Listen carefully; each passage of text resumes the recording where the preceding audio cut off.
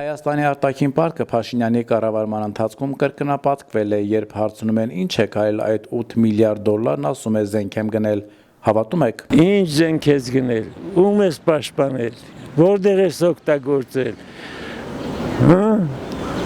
Հələ բաժանի յուրաքանչյուր բնակչի վրա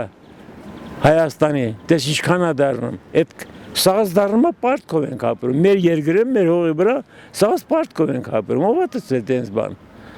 ով է տեսել։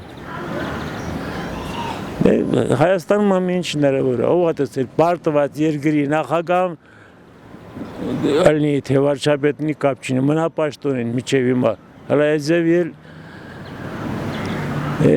ես շատ դժվար է։ Ես ասում եմ, ես իշխանության չեմ հավատում, ցավը տանեմ, բացարձակապես չեմ հավատում։ Ինչ հավատամ, աչքս տեսածն եմ ասում։ Եթե բանել են մի քիչ բանից իրանք ապացուցած կնեին, էլի, որ զենք են կարել, սենց են կարել, հենց են կարել։ Բայց ոչ մի բան փաստորեն չեն արել։ Գնացել է ուրիշ ուղղությամբ։ Ինչ ուղղությամբ։ Չգիտեմ։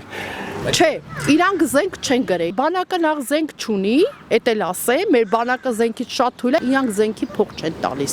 ընդհանրապես զենք, իսկ թուրքը զենքի է փող տալիս։ Ոչ մի զենք էլ չկա, ես նախ ասեմ,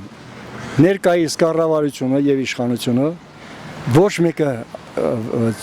չի ծառայել, ով էլ ծառայել է կիսատ պռատ,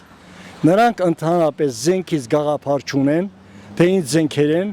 Այն է ցուցադրական ցույց են տալի ժողովրդին հերթական անգամ խաբելու եւ մանիպուլյացիոնելու համար։ Ես էդի կասեմ։